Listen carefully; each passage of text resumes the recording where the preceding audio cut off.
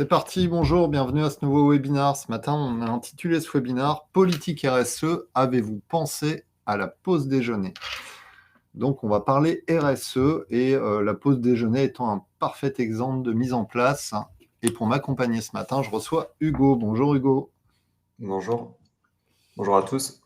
je te laisse te présenter.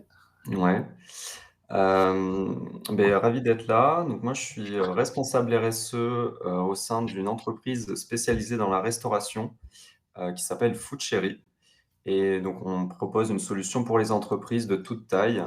Ah, vous entend oui, OK, un petit problème de son, mais ça a l'air d'être OK. Pour les entreprises de toute taille, sur Paris et la Première Couronne.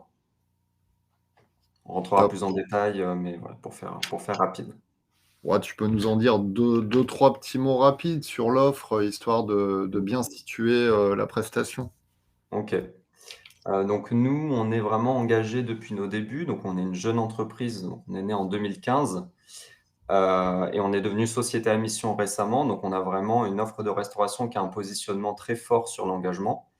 50 de notre carte est végétarienne, par exemple. On a 40 de produits bio. Donc on a vraiment une restauration qui a un axe là-dessus, sur le savoureux, le sain et le durable. On est aussi une entreprise de la food tech, c'est-à-dire qu'on commande via une application pour réduire le temps d'attente au sein de l'espace de restauration. Donc, on a vraiment à cœur d'avoir une expérience la plus fluide possible et notamment la plus transparente parce que grâce à nos technologies et à l'application qu'on a internalisée, on permet également de donner le maximum d'informations nutritionnelles, environnementales, sur la composition, etc., sur chaque fiche recette. Donc, dès que vous commandez, contrairement à un restaurant classique, vous avez vraiment la liste détaillée des ingrédients, le grammage et la composition nutritionnelle. Donc, c'est ce qui fait notre différence et notre force aujourd'hui dans le marché de la restauration et le marché de la restauration d'entreprise de manière générale.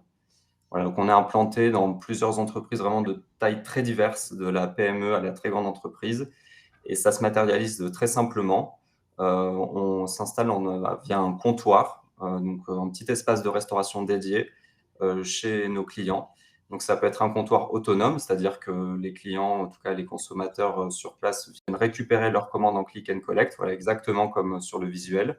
Donc l'application permet justement de choisir en amont et de commander jusqu'à assez tard dans la matinée. Ou alors on a le comptoir animé qui lui est un comptoir où on a un manager dédié, donc un salarié de Food Cherry, qui anime le comptoir, qui remet les commandes, qui donne de l'information et qui permet d'avoir un point de contact directement. Donc il est formé en interne chez nous, il est en CDI chez nous et ça permet d'avoir un autre espace encore plus vivant et généralement pour des entreprises qui ont plus d'espace ou beaucoup plus de collaborateurs qui circulent. Voilà. Alors, pour démarrer ce webinaire, une petite question déjà à nos participants. Là, je vois qu'on est une cinquantaine. Est-ce que vous avez un pôle RSE dans votre entreprise? Très simple, oui, non, ou est-ce que c'est un projet en cours? Je vous laisse quelques secondes pour répondre. Vous cliquez simplement sur la petite étude qui apparaît. Je vois qu'en commentaire, Apolline nous dit bonjour Apolline.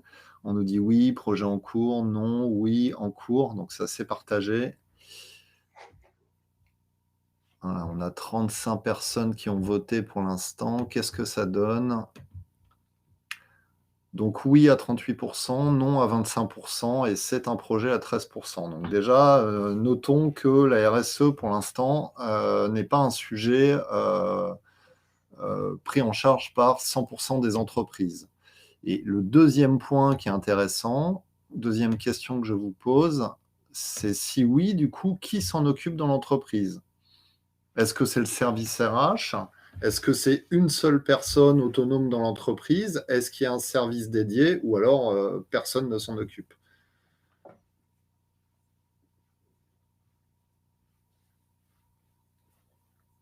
Je vous laisse répondre. Après, Hugo nous expliquera dans son entreprise comment ça se passe, quel est le positionnement, quelles sont les actions mises en place.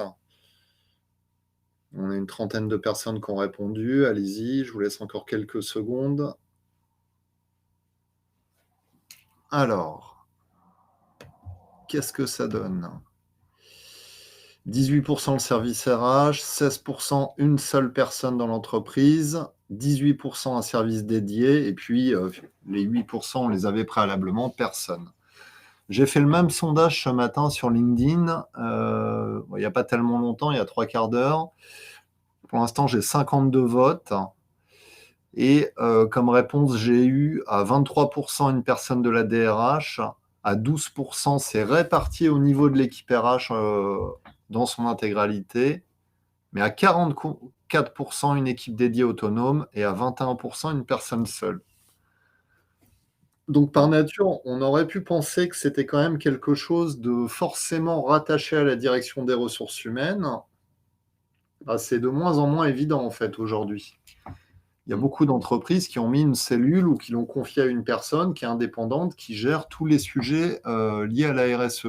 Comment ça se passe, Hugo, dans ton entreprise aujourd'hui? Mmh.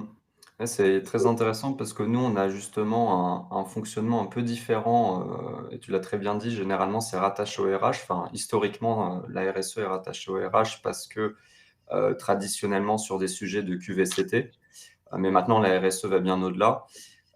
Pour recontextualiser, nous, on est une entreprise de 190 personnes, donc on est une PME de bonne taille, mais on n'est pas non plus un très grand groupe, donc il faut aussi relativiser. La majorité de nos collaborateurs sont en cuisine, on a plus de 100 personnes en cuisine, voilà, donc on a aussi un positionnement assez particulier. Et en fait, nous, ce qui se passe, c'est que la RSE est rattachée au sein du pôle food, c'est-à-dire vraiment le pôle qui s'occupe de l'offre culinaire, donc que je vous ai très brièvement présenté, c'est-à-dire celle qui décide de ce qu'on met dans les assiettes, des achats, des approvisionnements, justement de la transparence sur les qualités nutritionnelles, enfin tout ce que j'évoquais au départ. Et donc ce qui fait qu'en fait le produit, le cœur du produit qui est en fait nos recettes, les plats qu'on propose, sont intrinsèquement liés à la RSE parce la RSE est intégrée dans ce pôle-là. Ça, c'est assez unique et d'ailleurs, c'est quelque chose que je trouve très satisfaisant au quotidien, c'est que la RSE n'est pas décorrélée du business model ou en tout cas du produit vendu ou du service vendu, elle est vraiment intégrée. Donc ça, c'est un premier point. Et deuxième point, en fait, la RSE chez nous, c'est vraiment j'allais dire presque un partenariat, mais vraiment un binôme avec les RH. Donc moi, je suis responsable RSE, donc personne dédiée, hein, j'ai pas d'équipe encore autour de moi, donc je suis dans un pôle rattaché à la food, mais on va dire que voilà, je suis tout seul. Et on travaille main dans la main avec les RH sur justement des thématiques communes telles que la pause déjeuner, telles que la QVCT. Voilà, tous ces sujets-là, évidemment, on les traite en commun. Et c'est extrêmement intéressant parce que les RH ont un regard et une expertise que je n'ai pas forcément, et on se pousse mutuellement sur différents sujets, donc c'est très riche. Et donc j'encourage personnellement à avoir une personne dédiée en tout cas à mi-temps sur ces sujets, parce que la RSE vient donner une autre vision sur des sujets qui sont traditionnellement traités par les RH. Alors, il y a quand même des sujets que les RH peuvent pas prendre en compte parce que dans la RSE, tu as aussi la dimension, achat. Mmh. Tout à fait. Tout à fait. Alors, du coup, nous, on a la dimension achat. Quand on parle achat, on pense matières premières. Donc là, comme Ouais. j'ai dit, vu que la RSE est dans la food, donc dans le cœur de l'assiette, bah forcément, on a des contraintes achats qui sont très fortes, le pourcentage de bio, et cetera, qui sont dans cette logique. Mais de manière générale, les RH aussi ont des achats qui sont majeurs, dans la politique de l'entreprise. Je pense à la tech, je pense à voilà, toutes les fournitures, même les locaux, l'espace de restauration est aussi un achat qui est généralement rattaché à la RH, en tout cas au service RH. Et donc, du coup, ces achats-là ont un impact très fort et choisir un partenaire engagé tel que Foodcherry par exemple, ou un partenaire, on va dire, plus classique, c'est deux positionnements différents et c'est deux actes d'achat qui n'ont pas forcément la même résonance, à la fois pour la politique globale de l'entreprise et pour le ressenti collaborateur et la marque employeur de manière générale. Donc oui, les RH n'ont pas les achats, on va dire, en matière première, mais elles ont des achats qui impactent très fortement Ouais. la vie quotidienne de l'entreprise et qui se ressent en termes de marque employeur et d'expérience collaborateur. Il y a Frédéric qui nous dit: «Chez nous, tous les membres du CODIR sont dans la team et nous avons un pilotage tournant». Ça veut dire qu'ils ont Mmh. construit, heu, une équipe, enfin, ils ont impliqué tous les membres de l'entreprise dans, cette démarche RSE. Je pense que c'est la bonne formule d'impliquer le CODIR. D'ailleurs, ça doit venir du CODIR. tout à fait. C'est Bah, nous, c'est on a oui, nous, on a un CEO, donc Jérôme Lemouchou, qui a aussi participé en son nom, en sa personne, à la convention des entreprises pour le climat, donc qui est vraiment un engagement assez fort en termes de temps. Voilà, donc on a aussi un codir et un dirigeant qui sont très, très engagés. Et notre codir a des temps dédiés sur les sujets qu'on appelle People Planet, donc les fameux sujets RH, RSE. Ils ont vraiment des réunions toutes les 6 semaines sur ces sujets. Donc, c'est un outil de pilotage au niveau du top management, quoi. Donc, c'est très, très important. une question de Frédéric qui nous dit chez nous, de Mathieu qui nous dit: «Quid du pilier social, sociétal de la RSE chez FoodChéri? Quelle Mhm. prise en compte des handicaps, par exemple?» Ouais, très bonne question. Ouais. Donc là, j'ai en effet parlé plus du cœur de l'assiette, mais pour nos collaborateurs en cuisine, par exemple, on a un recrutement inclusif. On a des personnes en situation de handicap, pardon, qui sont en cuisine. Donc ça a été un vrai challenge aussi d'aménager des espaces et des moyens pour qu'ils puissent accéder à la cuisine. Donc ça, c'est une vraie réussite RH. Et là, pour le coup, les RH ont vraiment des partenariats, des liens avec des acteurs de l'inclusion, du recrutement inclusif spécialisé aussi dans les métiers de la cuisine parce que le recrutement inclusif en fonction du secteur est quand même très différent. Et par exemple, on a travaillé avec Cuisine Mode d'Emploi, qui est, donc, si vous, ouais, il y a des acteurs de la restauration parmi vous. C'est très intéressant. Ils engagent déjà les collaborateurs dans les métiers de bouche, qui est un secteur et du coup aussi une exigence très spécifique. Donc voilà, on est engagé sur ce type de choses-là. Après, vu qu'on a de la livraison, on a aussi des forts engagements sur la livraison, où du coup, on ne trace pas nos livreurs. Enfin voilà, on a vraiment, en termes de ressenti collaborateur, en tout cas, quand vous venez récupérer votre commande, ça ressemble très fortement à ce qu'on peut avoir comme expérience très fluide d'un Deliveroo, d'un Uber Eats. Mais nous, derrière, justement, on a des contraintes, on met des contraintes pour éviter la surcharge. On ne paie pas à la course, on paie au shift. Ça change beaucoup de choses en termes de bien-être au travail aussi pour nos livreurs. Donc, il y a vraiment métier de cuisine, métier en livraison et nos métiers au siège, classiquement, on va dire plus administratif. Alors, sur le point de vue RSE, côté RH, il y a un impact direct, tu l'as dit tout à l'heure rapidement, sur la marque employeur. Qu'est-ce que tu entends par là sur la marque employeur? Tu sous-entends que, probablement les candidats aujourd'hui ont un intérêt pour la RSE. Est-ce que c'est quelque chose que tu vois toi au quotidien, même au niveau des collaborateurs? Alors j'imagine que les gens qui viennent bosser chez toi, ils sont avant tout motivés par ça, mais est-ce Mmh. que tu ressens, cette tendance? Parce que la RSE finalement, j'ai envie de dire, c'est un peu comme, aujourd'hui on nous parle d'IA depuis 2 ans et puis finalement personne s'y met réellement. Mmh mh. La RSE, ça fait 10 ans qu'on en parle et dans Mmh. les faits, eu égard au sondage qu'on vient de faire, on se rend bien compte que, en gros, il y a quoi? Il y a 25 des boîtes qui s'y mettent réellement et par des actions concrètes. Est-ce qu'il y a Mmh. une vraie attente, en fait, des salariés aujourd'hui, selon toi? Alors c'est dur de jauger, pour, tout secteur confondu, tout type de boîte confondue, mais c'est très clair qu'il y a quand même une tendance. Moi, je le vois très, très bien, au sein de notre entreprise. En fait, ils nous choisissent, enfin, on a des collaborateurs qui arrivent et ils voient qu'on est société à mission, ils voient nos engagements. C'est quelque chose qui les motive typiquement, même dans des équipes, les équipes commerciales, ce genre d'équipe-là, c'est quelque chose enfin, c'est une satisfaction quotidienne de pouvoir aussi vendre un produit qui a du sens. Donc il y a des choses qui sont vraiment intrinsèquement liées à l'engagement dans, le fait d'avoir choisi Food Cherry. Donc après, d'autres entreprises, je ne pourrais pas généraliser, mais je pense qu'il y a une tendance de fond à trouver du sens. Enfin, c'est globalement l'idée du sens qu'on retrouve dans Ouais. beaucoup, hein, de médias. On voit beaucoup ce mot circuler, mais il est pas anodin. Donc ça passe par beaucoup de facettes, hein. Ça passe justement par le business model, le produit vendu, donc là où les RH ont peut-être un peu moins d'impact, mais ça passe évidemment par l'expérience collaborateur. Et typiquement, quand l'entreprise est cohérente dans son ensemble, on peut avoir une entreprise extrêmement engagée dans son produit, mais qui peut avoir une politique RH/RSE interne qui est complètement délétère. C'est pas du tout la logique, par exemple comme nous, d'une société à mission. On est vraiment dans une logique 360 degrés. Et donc, offrir une solution de restauration engagée ou tout autre avantage collaborateur qui permet d'équilibrer, par exemple, vie pro, vie privée, ou améliorer la QVCT au quotidien, enfin, fait raisonner globalement l'entreprise sur ses engagements à plein de niveaux.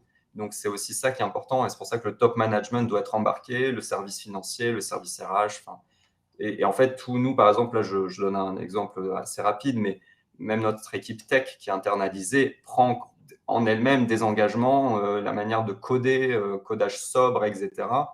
C'est une façon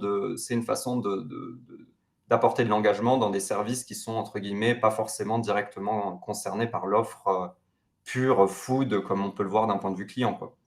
Ouais. Vous pouvez nous dire, vous, en commentaire, là, qui nous écoutez, ce que vous en pensez. Est-ce que quand vous avez des candidats ou vos salariés en interne, est-ce que vous avez l'impression qu'il y a des attentes fortes? Est-ce qu'il y a des choses qui vous sont remontées, que vous pouvez nous citer? Comment tu es arrivé à ce type de fonction, Hugo? Pourquoi toi, par exemple, tu as eu envie d'aller vers ce type de métier? C'est quoi qui t'anime, en fait, hors Food Chéri? Si on prend ton parcours, peut-être tu peux nous expliquer ton parcours et pourquoi tu es arrivé à ce type de job. Ouais, alors très, très, très rapidement, mais oui, ça, moi, ça résonne depuis très, très longtemps. Donc, j'ai vraiment choisi mes études secondaires, enfin, et après en supérieur sur cet axe-là. J'ai fait un master à Sciences Po sur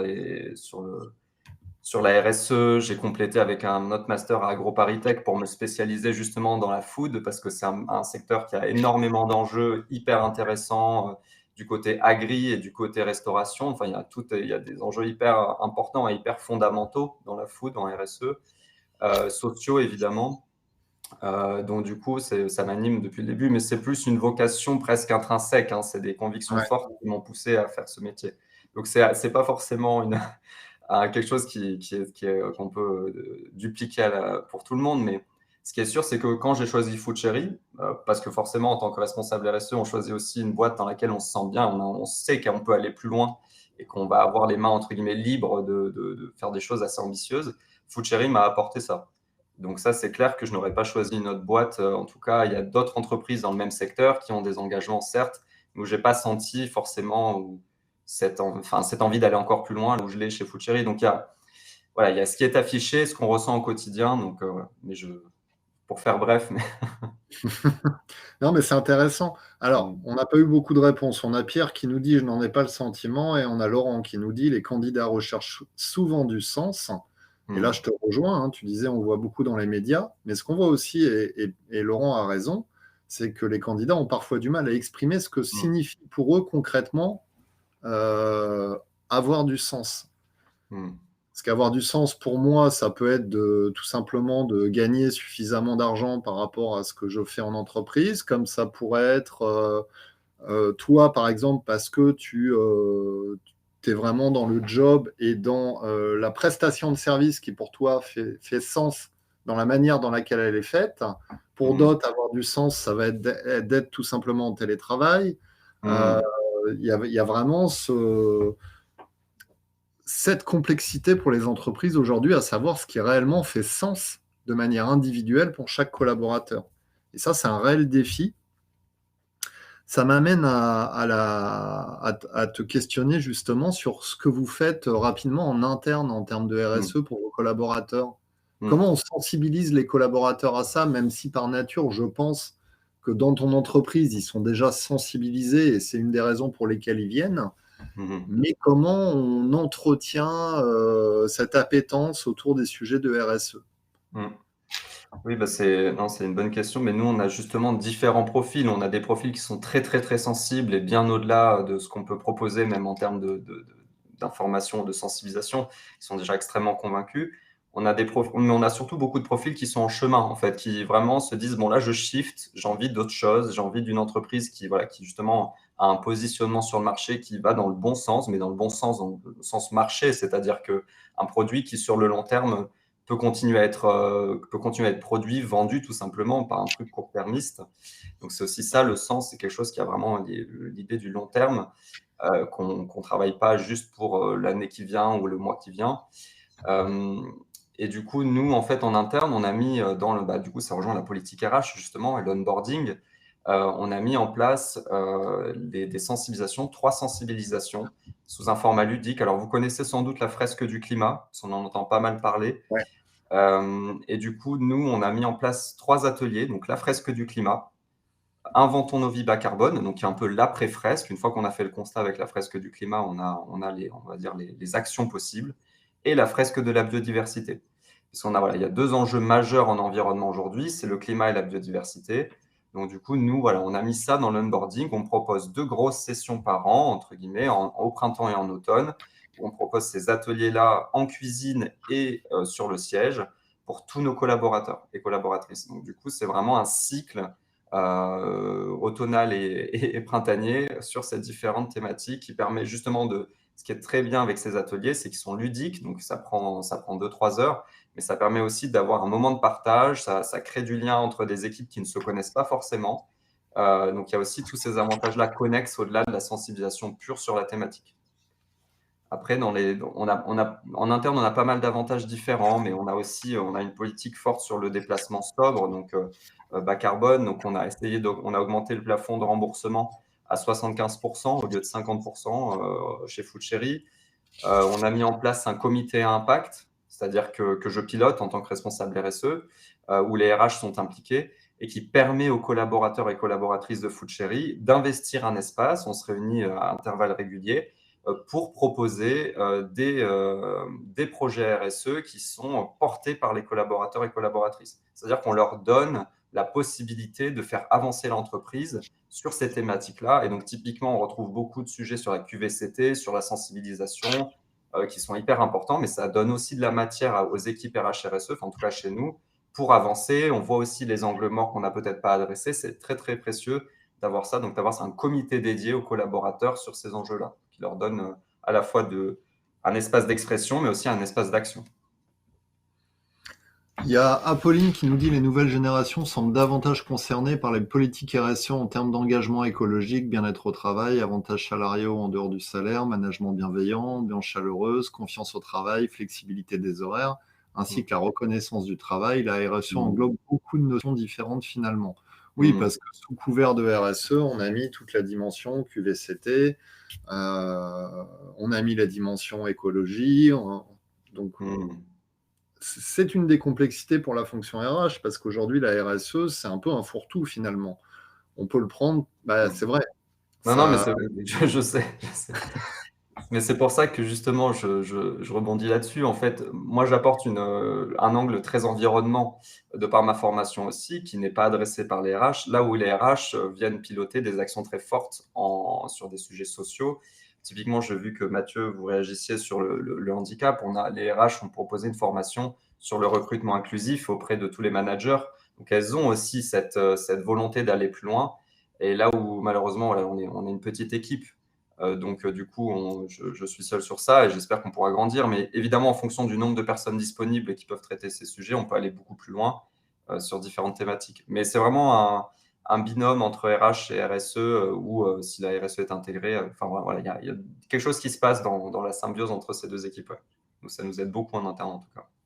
Il y a François qui nous dit quid du bénévolat de compétences. Est-ce que c'est une pratique chez Food Cherry? Pour le moment, alors je vois mais pour le moment, on n'a pas mis en place ce genre de choses. On l'envisage, mais ce n'est pas, voilà, on n'a pas encore de journée ni dédiée à un bénévolat auprès d'une association. Je sais que beaucoup d'entreprises se lancent Ouais. dans ce genre de démarche-là. Pour le moment, on n'est pas sur cet axe-là, mais c'est quelque chose qu'on a en tête.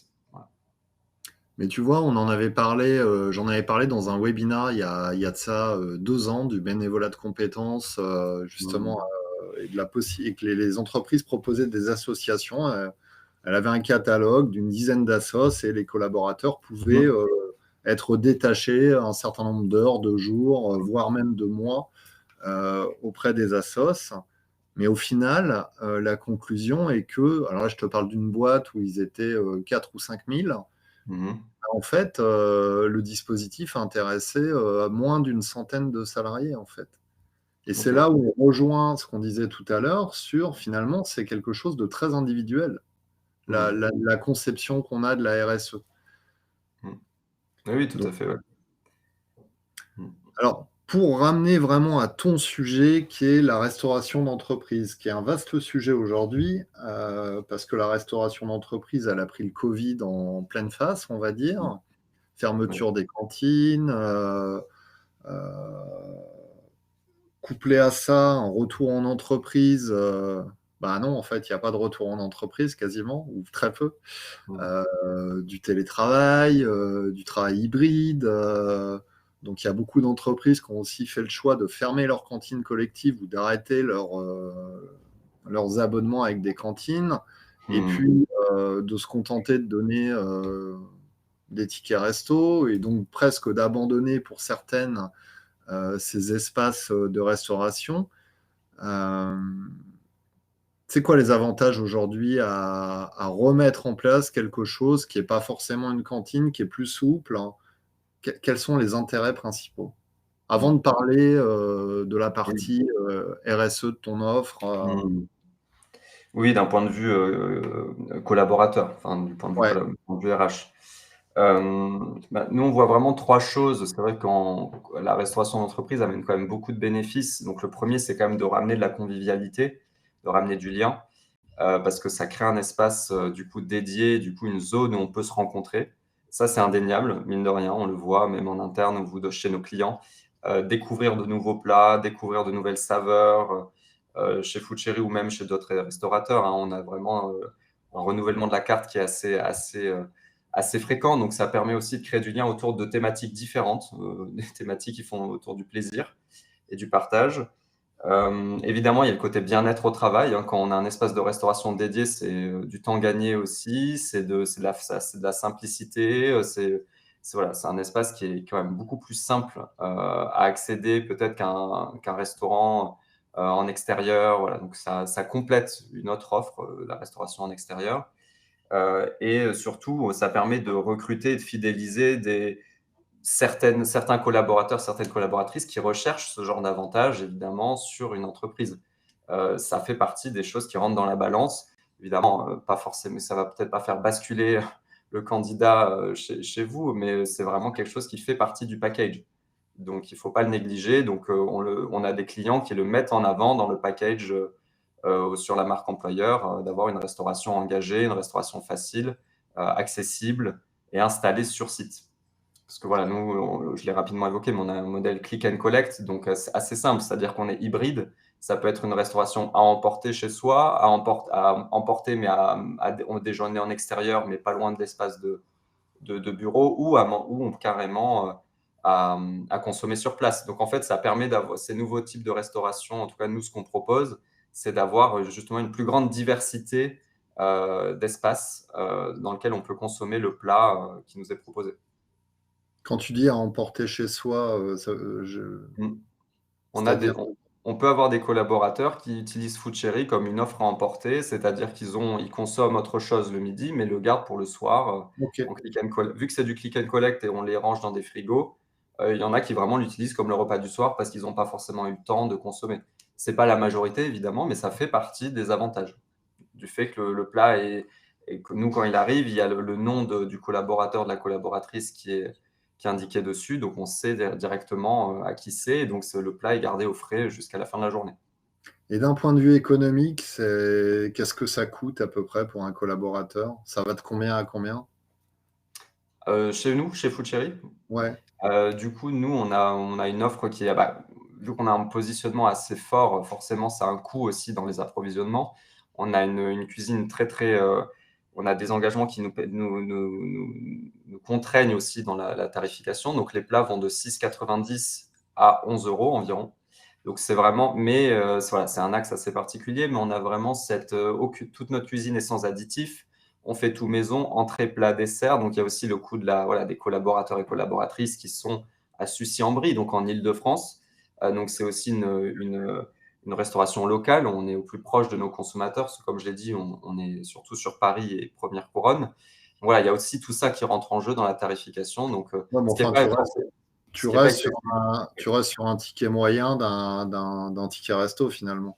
Oui, exactement.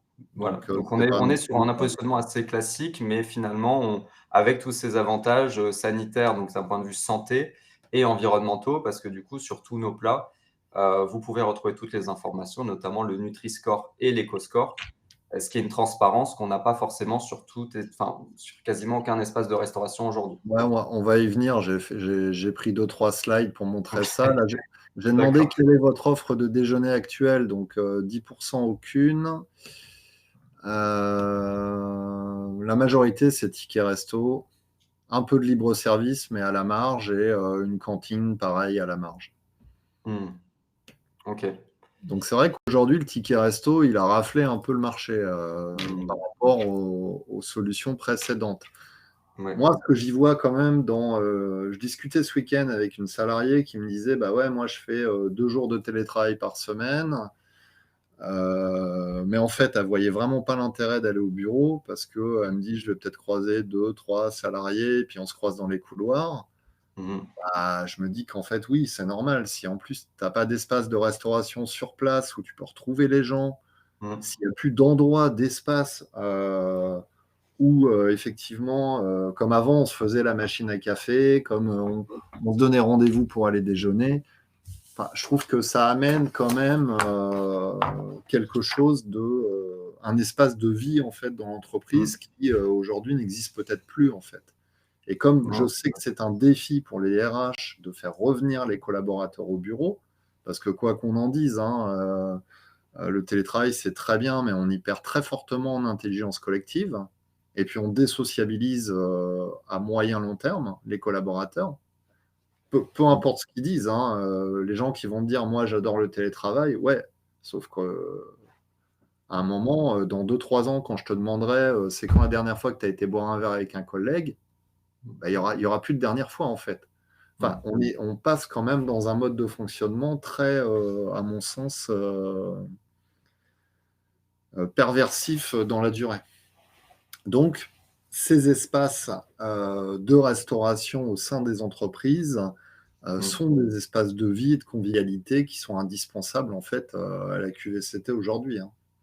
Tout à fait et c'est pour ça que vu qu'on a un modèle hybride à la fois, qu'on peut consommer sur place, dans l'espace de restauration dédié ou en extérieur, par exemple quand les beaux jours reviennent, ou ailleurs d'ailleurs, hein, ça permet aussi de contenter une majorité de collaborateurs. Ça, c'est très Ouais, important parce qu'on est plus fixé sur l'espace, cantine. Il y a ça on dépoussière un peu cette idée de la cantine. On offre des plats, on offre des plats en click and collect et du coup, il y a plus le temps d'attente, il y a plus ce côté self, peut-être qui aujourd'hui, ne fait pas forcément rêver, beaucoup de monde, oui. ça voilà, mais donc nous, on a aussi ce côté-là, de par notre positionnement de marque et notre image de marque aussi, qui a un ton, très humoristique. On a aussi cette idée de redonner du dynamisme à voilà, à l'espace de restauration tout simplement, quoi. C'est voilà, les nouvelles générations de restauration. Alors, il y a une étude Edenred qui avait été faite sur l'alimentation au travail qui révélait qu'un tiers des Français déclarent ne pas manger sainement au bureau, donc Mmh. manger sur le pouce, mais je compléterais, quand tu es en télétravail souvent, ta pause Mmh. déjeuner, tu la bâcles. Mmh. Parce qu'en fait, c'est quand même assez rare que chez toi, tu prennes le temps de réellement Mmh. sortir ta casserole, te faire à manger le midi. Non, c'est, en fait, le télétravail est aussi un facteur, heu, négatif en termes d'alimentation, et on le sait, les gens grignotent beaucoup plus en télétravail qu'au bureau. De la même Mmh. façon, quelqu'un qui fume va beaucoup plus fumer en télétravail, va beaucoup plus boire de café parce qu'en fait, il va rester devant son ordi. Donc on a beaucoup plus d'addictions en télétravail. En termes de santé, et cetera, il y a quand même des effets, assez pervers. Mmh. Et l'autre chiffre, c'était 39 des Français considèrent que l'employeur est le troisième acteur de l'éducation alimentaire après la famille et l'école. Mmh. Donc en ce sens, il y a vraiment une considération à avoir pour ça en entreprise, et à se demander, bah, qu'est-ce que vous mettez dans les assiettes de vos collaborateurs? Comment vous les accompagnez? Mmh. Frédéric me dit: «Quand je suis chez moi, je mange bien et je fais une plus grande pause». C'est bien Frédéric. J'ai pas dit que c'était le cas de tout le monde. J'imagine qu'il y en a qui le font très bien. Margot aussi. Bah, moi non, par exemple, je vais être honnête, quand je suis chez moi en télétravail, en général, j'ai du mal à lâcher j'ai du mal à lâcher le boulot. Alors, on va Ouais. regarder plus en détail. J'ai mis quelques slides, bah, que je trouvais marrants, par rapport à ce que vous proposez et qu'on retrouve sur le site de Food Chéri. Je vous ai mis dans le chat d'ailleurs, Je vous le remets, le lien, vous pourrez aller regarder après. Celui-là, il m'a tout de suite marqué, ce slide, Mmh. parce Ouais, qu'en fait, on le sait pas tous, en fait. mmh. Tu vois, déjà, Oui, c'est la première chose. Qu'est-ce qu'on sait, qu'est-ce qu'on sait pas? Il y a mmh, quand même beaucoup de sensibilisation à faire. mmh. Oui, ça fait partie aussi de notre offre, en fait, au-delà de la food proprement parlée. On a vraiment vocation à donner, de l'information et du coup à sensibiliser sur ce que ça veut dire consommer au quotidien des produits alimentaires. Tout type de produits alimentaires, hein, le bœuf, l'avocat et le cabillaud sont des exemples très précis dans ce cas-là. Mais en fait, sur chaque, recette, vous retrouvez différents types d'informations qui vous permettent d'aller, de l'avant, en tout cas de réaxer certains types de consommation. Je l'ai dit, mais 50% de la carte est végétarienne, sachant qu'on a une quinzaine de plats à la carte par jour. C'est-à-dire que vous avez le choix entre 7 et 8 plats par jour. Voilà, pardon, je suis peut-être allé un peu trop vite, mais Ouais. ouais, pardon, ouais, j'avais pas vu les slides. Du coup, oui, donc, juste pour commencer par ça, déjà, cette thématique du végétarisme et du végétarien de manière générale, qui peut être assez clivante en restauration d'entreprise, d'autant plus parce qu'on est entre guillemets sur un espace dédié où on n'a pas forcément le choix d'aller ailleurs, hein, dans certains cas. Nous, on a vu qu'on a une carte très large avec 15 plats qu'on propose par jour et environ une petite dizaine de desserts, une petite dizaine d'entrées. On a vraiment une grande diversité d'offres de base. Et ça, c'est notamment du fait que nous, on cuisine dans nos cuisines à Sucy-en-Brie et qu'on peut livrer au plus proche de ce qui est consommé, de ce qui est commandé en fait par les clients finaux. Donc, du coup, déjà, on réduit le gaspillage alimentaire et ça nous permet d'avoir une plus grande diversité vu qu'on n'a pas la cuisine implantée dans des espaces réduits et dédiés dans les entreprises qui n'ont pas forcément la place. Et du coup, ça permet finalement de faire découvrir, pour revenir au végétarisme, au végétarien, de faire découvrir une grande diversité de plats sur quelque chose qui peut être très clivant. Quand vous avez 7 plats à la carte ou 8 plats qui sont végétariens, vous avez quand même le choix de vous dire, bon, il y en a quand même un dans le lot qui va être le bon, sachant que la carte en plus change tous les jours. Donc on a une base de données de recettes qui est quand même assez importante. On est au-delà des 1500 et on a une équipe dédiée à la recherche et développement qui crée et améliore constamment nos recettes. Donc, on a vraiment eu un renouvellement très, très important, ce qui fait aussi notre force. Et pour revenir, vu que je suis allé un peu vite sur le bœuf, l'avocat et le cabillaud, en fait, voilà, on a une identité de marque et une façon de s'adresser aussi aux clients qui est un peu plus fun, entre guillemets, plus jeune, qui dépoussière justement ce que je disais tout à l'heure, le restaurant d'entreprise, et qui est plus impactante et plus intéressante aussi en termes d'information. Là, cette information-là, elle est commune, enfin, il n'y a pas food cherry à poser derrière, c'est vraiment des sources scientifiques, et donc c'est quelque chose que nous, on a pris très fortement dans la politique RSE et qu'on a vraiment à cœur d'améliorer au quotidien.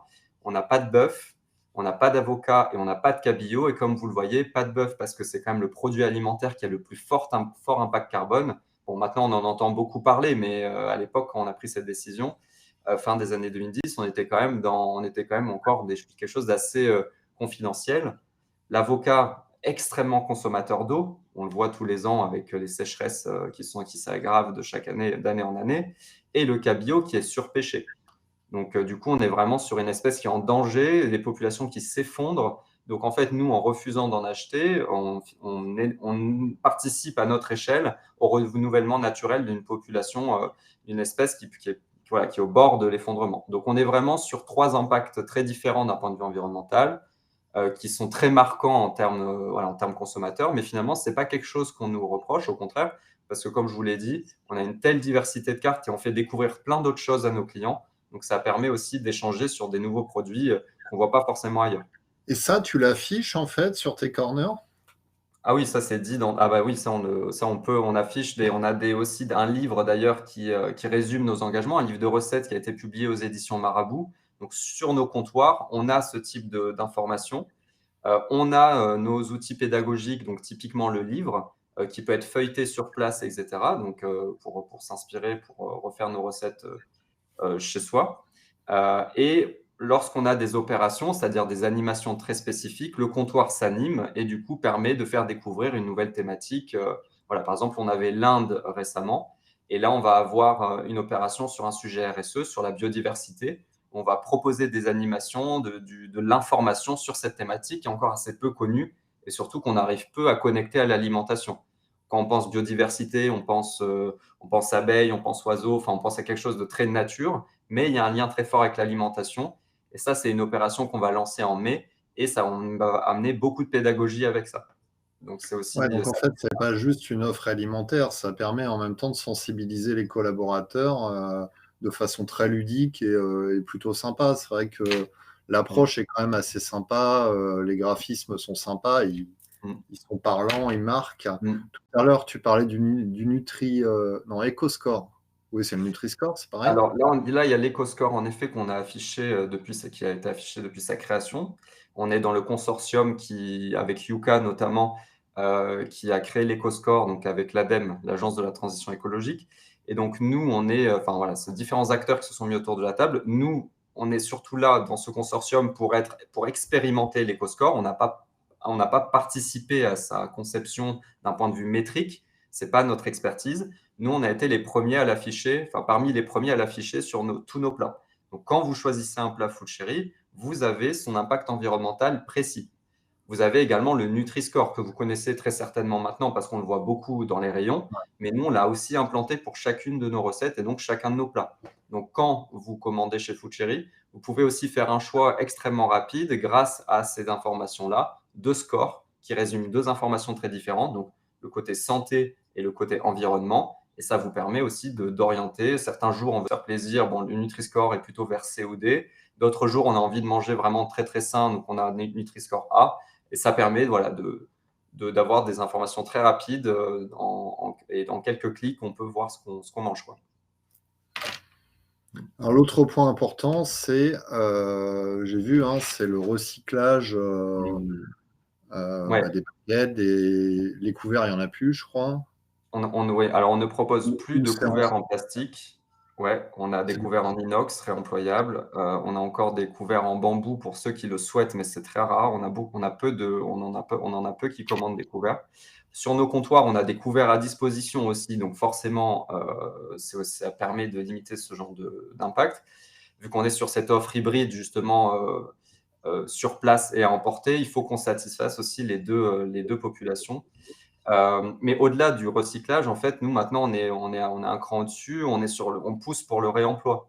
On pousse pour le fait d'avoir des contenants qu'on puisse réutiliser, que nous, on réinjecte après dans notre circuit, qu'on va nettoyer via notre prestataire de nettoyage, qui fait aussi des checks de sécurité sanitaire, et après, ça revient en cuisine. Et voilà. Donc, en fait, le futur, entre guillemets, de ce type de restauration, c'est le réemployable. Ça a un coût, évidemment, parce que c'est une logistique et une reverse logistique très, très importante. Mais d'un point de tu vue récupères tout en fait, dans l'entreprise. Tu viens récupérer, ouais, tous les supports? tout à fait. En fait, sur un comptoir, en fait, vous avez un espace dédié, une borne où vous mettez le contenant, en fait, qui ressemble concrètement à un Tupperware, hein. Ça ressemble à un Tupperware en termes d'esthétique et de ressenti, voilà. Donc c'est pour ça que c'est très pratique si on veut l'emporter et le ramener le lendemain parce que du coup, c'est extrêmement hermétique, et donc c'est très, très, très efficace. C'est un vrai contenant réemployable, avec une sécurité sanitaire forte et du coup, en effet, on le réinjecte après une fois le client l'a déposé sur la borne, on le réinjecte dans notre circuit et on le fait passer justement par cette étape de lavage avec notre prestataire qui a une expertise et qui nous permet de dire, bon, bah là, c'est bon, le contenant est parfaitement sain, il peut repartir dans un circuit en cuisine. Et donc, on a vraiment des check-up à différents points pour faire revenir les contenants. Mais ça, c'est le nouveau modèle qu'on souhaite pousser, qui a un coût forcément plus important, hein. On n'achète pas juste une barquette, puis on la jette et on la met dans une filière de tri. Parce que là, tous nos contenants sont recyclables, évidemment, ce qui est déjà un énorme point.